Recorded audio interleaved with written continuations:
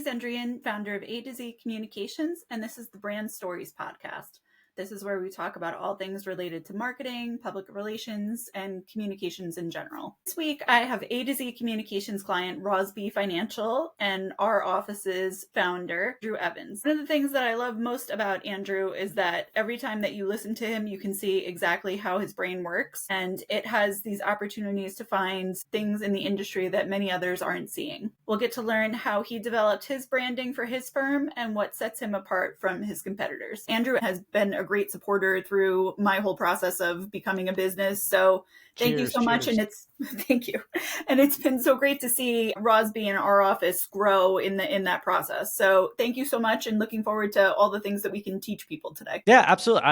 What can I say? When we first met at Future Proof a couple years ago, we hit it off very well. And then when you told us that you were out to stake your claim, I hope you don't mind me saying fairly boldly, I think I might have been like one of the first 2 or 3 people to say, absolutely, let's fully support. What can we do to help? And I hope we've done a good job to do so. Absolutely. And you know what? You really need those people in the beginning, because going out on your own, it's just so freaking scary. So having that little bit of support and people who are encouraging you. So I will be forever grateful for you. You're making your own luck. You're doing phenomenal, and nothing makes myself or my folk feel better than to see those that we support even far exceed what we even wanted to support at first. So you're spectacular.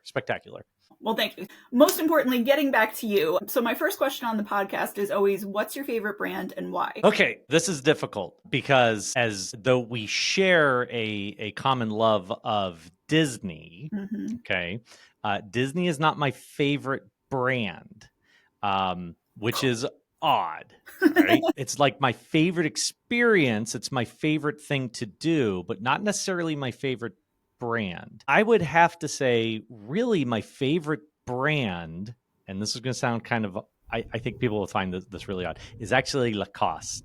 Oh. I for my entire life, I have always loved the little alligator. Right. And I have, it's somewhere, if people look at me on social media, not on LinkedIn, but certainly on the gram and maybe somewhere on Facebook. I don't really go on Facebook anymore. But I have a couple of things of Lacoste. I have this great little tennis bag. I have a full like white jumpsuit that is Lacoste. And I try to find things that are just awesome about it. Now, what's hard about, look, I don't know why, I just love it. Okay. And I just love the little alligator, but because it always, in my brain, growing up in Pittsburgh, we would come down to Florida, and I live in Florida now, but we would come to Florida, and that alligator to me, though it has nothing to do with Florida, but Florida has alligators, it always meant sunshine and warmth and sandy beaches and condo life and just everything great about the Sunshine State. So forever, I will always love Lacoste because of that little alligator. Oh, well, I'm glad that you have a positive association with alligators, because especially Disney related, you would think alligators equal small child or something. No. We put that. Nope. Okay. Nope. Got it. Well, thank you for that response. And I love the thinking behind it. I feel like that's also something that you guys embrace in Rossby and ROffice. You have that thinking of calm ocean and blue waters. So I love that even transfers into the work that you're doing. Yeah. For my career, up to this point, and then hopefully going forward, everything there's so much chaos that happens in financial services and so many different levels that what has always stayed true is that the most relaxed you can be, the better you could perform. I think it was Bill Murray that said, you perform your absolute best when you are at your most relaxed. So years ago, I just adopted saying, hey, as advisors that I worked with say, oh my God, this is happening, or this isn't working, or something's wrong. I said, you know what? It's calm blue ocean. Let's just stay calm, and we're going to work through it, and we're going to figure it out together. And I carried that over when I was working through our original branding of Rossby, and that's our motto. Just, hey, calm blue ocean. We're going to get through it. Let's just stay calm. Let's not panic. Now, that doesn't mean that we don't get upset. Sure. Okay, because sometimes we get upset, and that's human. And that happens. But even when we're upset, we could be very calm upset. And if I'm calm upset, as my kids know, that's the worst upset. Okay. Because Interesting. you know that narrowed eye, Hmm. talking very clearly and very succinctly, that's when they know something is very wrong. Yes. Yes. Fair. Yeah. Mine is usually if I get first name and middle name, then it's like, oh, I should Oh, probably yes. head in the opposite direction. So, how did you develop the branding behind Rossby, and what do you feel like separates you between all the different RAA options that people have out there? So with the idea of Calm Blue Ocean, as it was running through my head, I worked with a branding company. Unfortunately, they're not in business anymore. These two ladies are fantastic out of Dallas. They went on pursued other path, but as we started with this idea of Calm Blue Ocean, and I will truncate this for the sake of time. We worked with a water theme. Okay, well maybe a lighthouse. No, it's too played out. Okay, a harbor. All right, sailing. We were thinking like a boat, a priory. It's like that boat that it's like the canoe section and then like a stabilizer. And then we Oh. found out that was taken. And we're like, well, no, that's not right. And so as we dug further, we're like, okay, let's get to the core of it. What makes a calm blue ocean? It is when there is calm weather. Mm. There is no turbulent weather. Yep. Okay, so how do we know when or how there's no turbulent weather?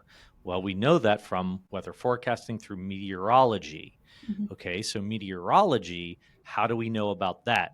And again, apologies to everybody, I'm truncating. And then as we dug into meteorology, we traced it back and we said, okay, well, wait, look at this. There's a gentleman by the name of Carl Rossby who back in the '30s worked out the mathematics to figure out, high, low pressure systems and the math behind it to know when basically weather creates and how it's going to impact different areas. And he's really the godfather of modern day meteorology. If there's any meteorologists listening to this, they'll be like, oh my gosh, yes, Yeah. absolutely. I mean, even to this day, it is known as Rossby waves across the world and even on other planets. And so through his work, the world has been able to then work through, develop current technology to know when and how turbulence is formed and created so that we can then plan our trip or our journey and navigate around turbulence to the best of our ability to make it the smoothest journey to our destination as possible. Love So it. all of that is why at the end of the day I said, you know what? Rossby. Rossby. I That's who like we it. are. So, one of the things that I really love about Rossby is the way that you guys embrace independence. So, when advisors come on, there isn't a like, look, your tech stack is XYZ, you have to play by XYZ rules. I mean, obviously, there are rules, but it's really giving the advisor that entrepreneurial spirit and that independence. So, how would you explain how you got to that place? Sure. So in everything progresses, there's always a development that happens. You see it everywhere. Really, the world of the hybrid independent that came up really starting in the 2000s. Okay. And then it's really had its heyday and it's really grown. And we've had such a wonderful growth of that over the past 30 years. Mhm. And what I got to grow up over the past 20 years watching that grow and develop. But what I noticed is that though there was independence, the underlying attitude was still, we'll say the business metrics were still steeped in the way business had been Mhm. done. So Yeah. even though there was this great, we'll say the outer cover was together and it was working, but the underlying foundation was still all the same. Mhm. And so we've come to this point now. So when you look out across the field of wirehouses, Yeah. insurance owned BDs or insurance owned BDs, right? Okay. Mhm. But now, whereas most of the independents all had some really wonderful differentiators, and a lot of that had to do with, say, like culture or the way that they handled people. A lot of that has kind of like flattened because at their core, they all work the same, Yeah. right? True. All right. Business metric wise, right? We all play by the same rules. The rules are the rules, right?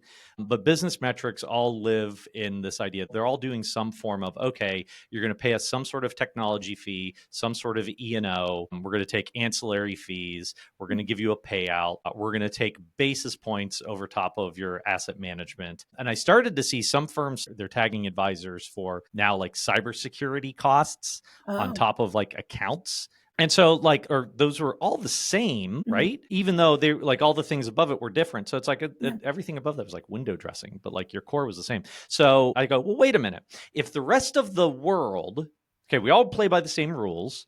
The rest of the world has moved on to the idea of, we'll say, volume pricing, technology pricing, call it subscription pricing. Why don't we? Why don't we, instead of working off of the same way that we've always done things, let's work off of this idea of value for the dollar spent. Yes. Okay. And so that's where we came up with how we do our pricing, which is, you get an access fee to just be a part of it, call it a membership fee, like a baseline membership fee.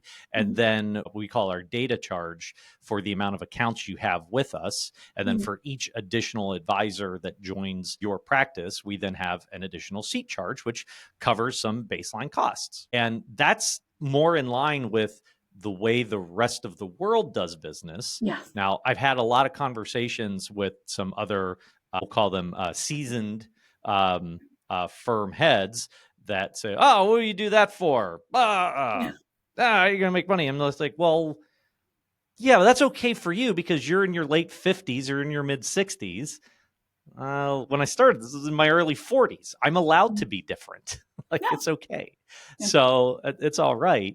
But we find that the more that we provide this, if the rules are the same for everybody, that's the level playing field there.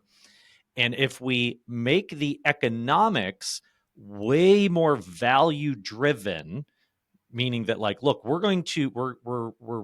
only billing you for truly what you're using and we're covered, well, then everything above that in terms of independence, now that really starts to blossom for that advisor or that advisor team. Now the ability to choose your own adventure with your CRM, choose your own adventure with your risk tool. Now we still have to do all the things with the due diligence on it. Is it right?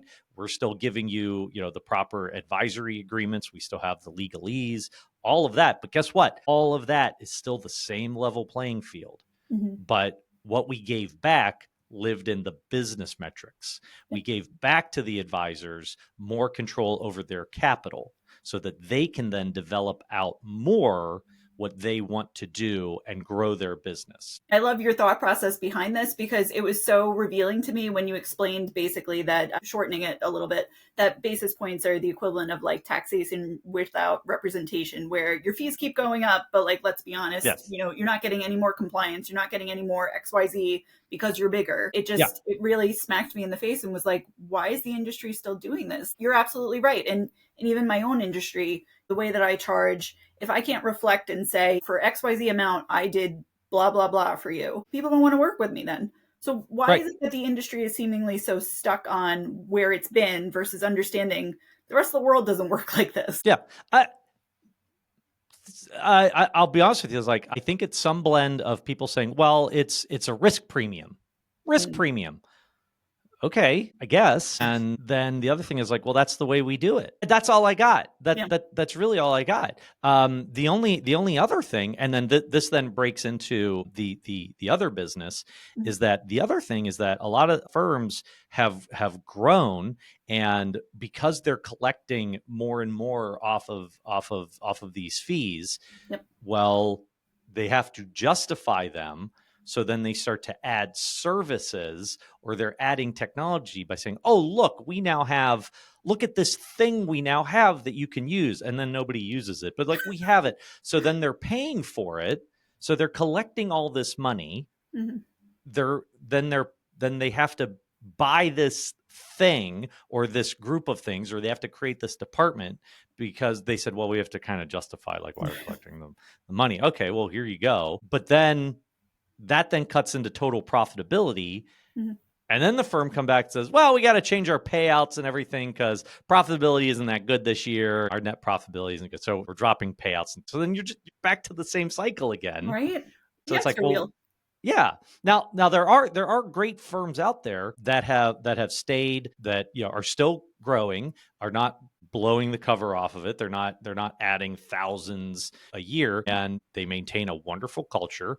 They maintain good technology. They are the right fit for their advisors, and a lot of those are the firms that are usually under maybe 1,000 advisors. Mm. I mean, we work with a lot of organizations like that, so it's not like everybody's wrong. Right. Okay, like not everybody's wrong. It's just that at some point, it's like, okay, how much more does firm XYZ need to take when you have 5,000 advisors, you're taking 15 basis points off of 100 million in assets. I don't know, making something Numbers. else. Okay. And where's the value? Yep. Where's the value? I harp on that, and everybody probably tells me, Andrew, just shut up and sit down.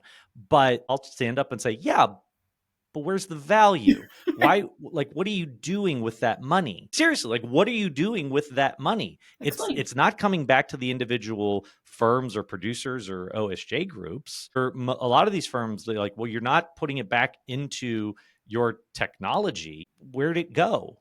Yep. Where'd it That's a go? fair question to ask. Yeah. Absolutely. I'm just asking. I'll be the Ron Paul of the financial services industry. How about that? I'll be like, so where's the money? Mm-hmm. But speaking of the value that you provide, so with your business, ROffice, which also love the name of that, you guys recently created Anchor Point, this technology that's really enabling advisors to own and customize the way that they want to communicate with clients and serve them. So if you don't mind explaining a little bit about that and why you decided to do it. As a quick preamble, so the ROffice, the letter R, office, Rossby office, ROffice, because I'm clever. Our RIA is just an RIA. I like to point that out. It's just an RIA. We don't do anything fancy. We're just doing the baseline things that you need to perform as an investment advisor representative. It's just an RIA. Now, anything else extra that you need, we took it out of here.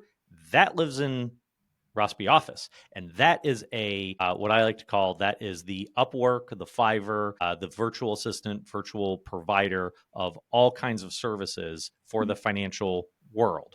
Whatever you need to get it fractional. You don't necessarily need to buy things in whole units. Get it fractionally over at ROffice. Okay, so that's that.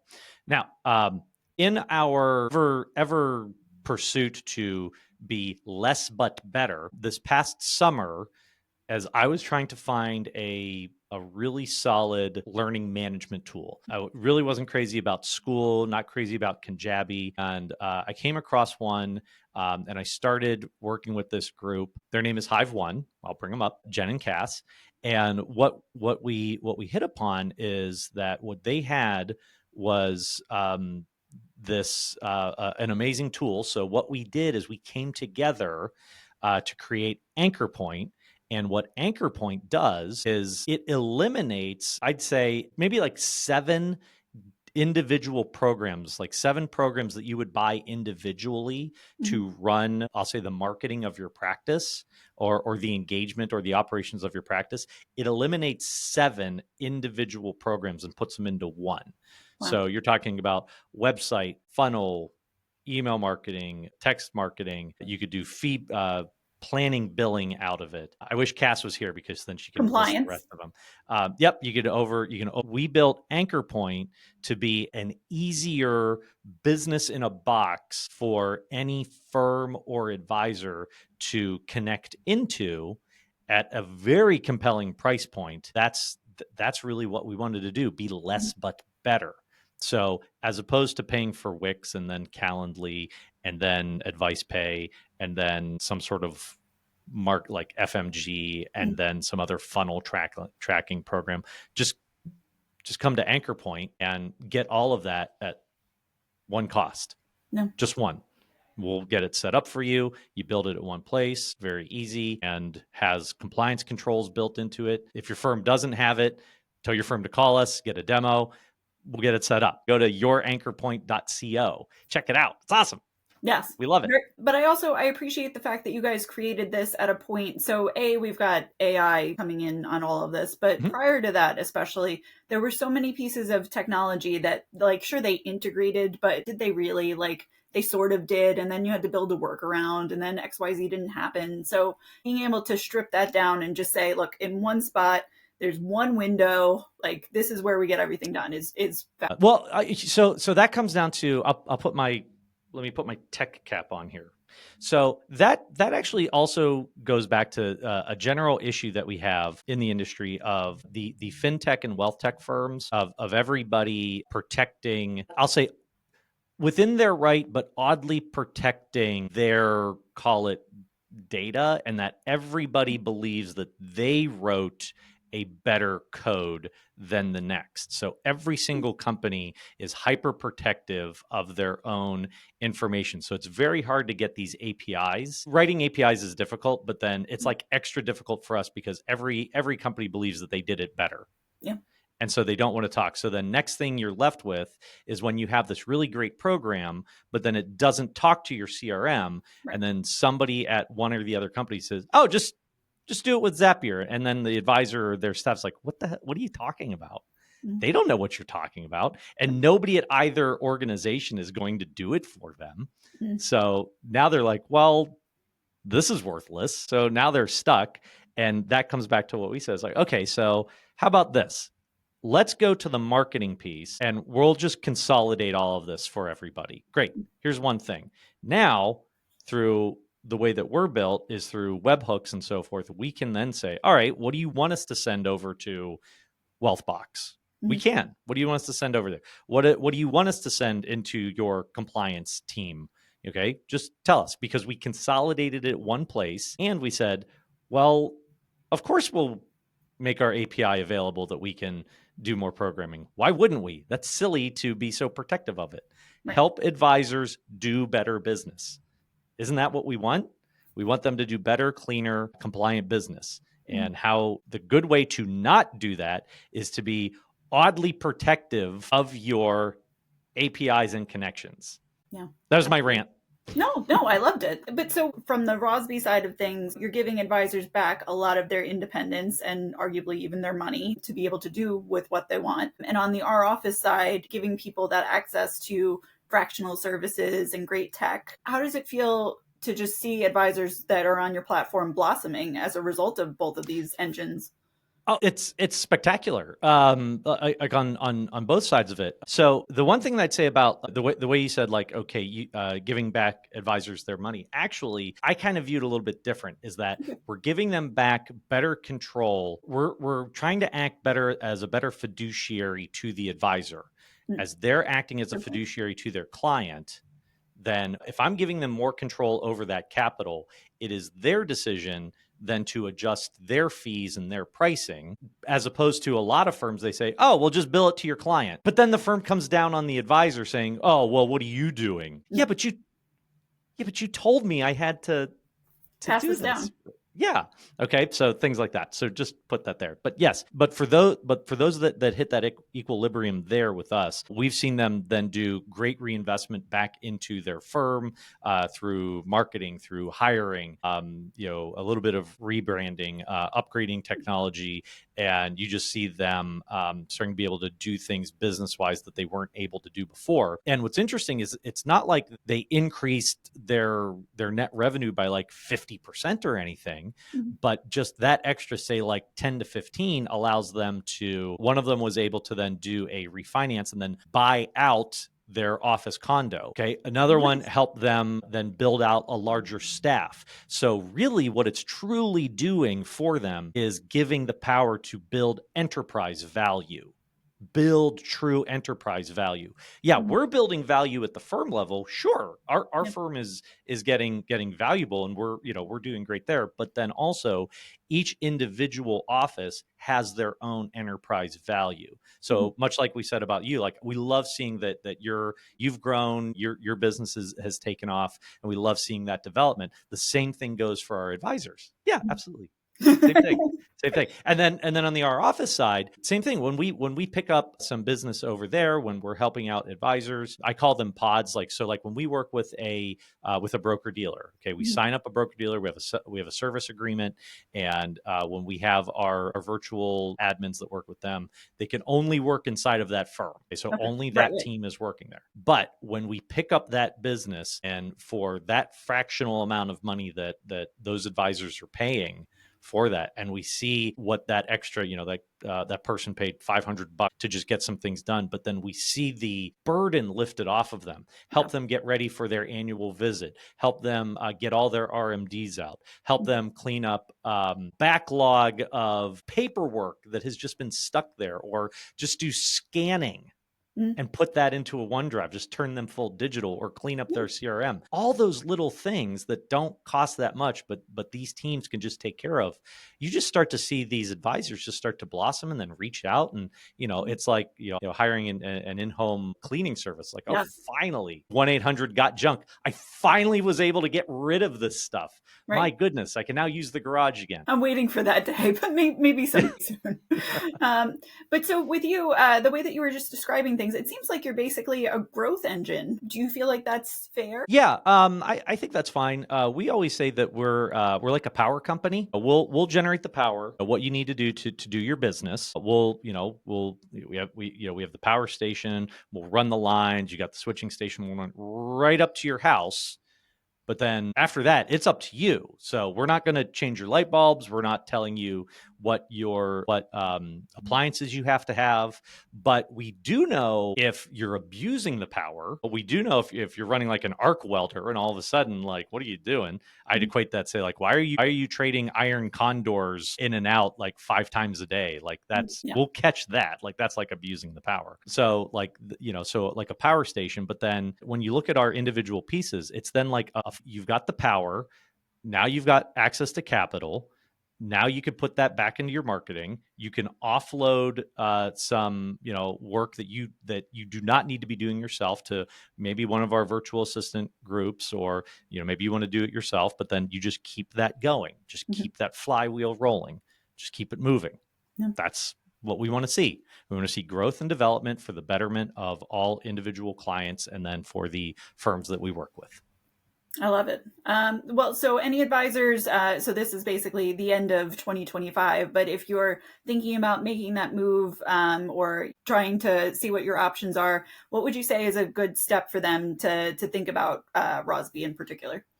Specifically for us, like our viewpoint as an advisor that fits into specifically the RIA, we really are built for advisors that are ready for the RIA. If it's someone who is still steeped in collecting a significant amount of commissions for their business, we're really not the right fit.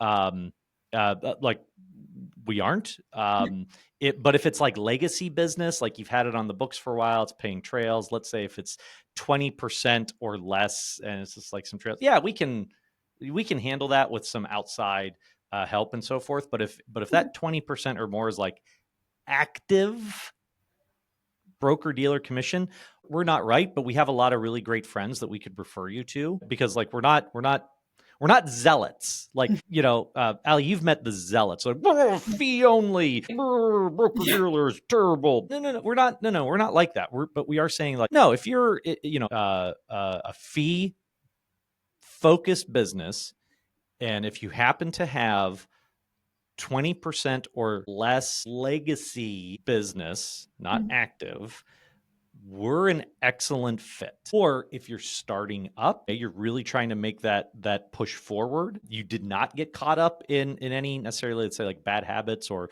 you don't have any of that anyway, we're a great fit. Also, if you're getting close to, let's say, you're trying to figure out your retirement plan, we're a wonderful place for you to come and practice in place, because we're not forcing anybody out. We're not forcing you to sell. We're happy to sign a continuity agreement with you and take your time. Love That's that. who we like to work with. And what's great on the ROffice side is, hey, we'll work with anybody as long as if you're with a broker dealer, as long as they agree to it. Okay. And RAAs, they're way cooler when it comes to that. Like, we'll work with anybody over there. What Well, I else? shouldn't say anybody. We don't work with jerks. Let's be clear. Right. You have that similar no a-hole rule that I think we agree upon, which is quite lovely. Yeah. But another great thing about you in particular is that you really do mean it when you say we want to have that conversation. So you've become that resource for people of, look, if you want to just test it out, if you want to pick my brain a little bit, feel free. I'm here. So please, people, if you are interested at all, he means it. So feel free. Mm-hmm. Yeah, Allie, you know this. And I think any of your constituents that watch this or anybody that knows me that watches this, like ask around, like there's no pressure here. I'll just get to know you. Like it's okay. It's okay. Yeah. And Allie, and as everybody knows, and if you're going to be down in Orlando and if you're going to be at Disney World, just let me know. I'll come over. We'll hang out because that's what I like to do. I'm not crazy about golfing, but if you're going into the park, I'll come hang out at the park with you. I gotta say, so the few times that we've had that conversation, I really am like, gosh, if I had something disposable income, I would so just hop down and like, yeah, let's have a meeting one of these days. But actually, so next August, it looks like I'm going to Disneyland. So if you will be out that way, we can have an office meeting. I do need to get back out there. We do have a plan. So I'll be out at Future Proof again next year in Huntington Beach. And the plan is that I'll be there. And then at the end of it, going to stick around, do Disneyland. And then so far, my wonderful bride and I, Lindsay, we're then going to go on a cruise out of LA. Ooh. So we're going to kind of do a nice big thing there. So good for you guys. So Future Proof, Disneyland, cruise to Mexico. Who is better than you? Well, there's a lot of people that are better than me. I'm just trying to have some fun before I get taken away from the earth. Yes. Good point. But thank you so much for sharing all of your insights, and I hope people do take you up on learning the things that you have in that beautiful brain of yours. Oh my goodness, thank you so much. I appreciate it. I think more people should be working with you. So as you know, we just keep sending people your way. Thank you. You're the best.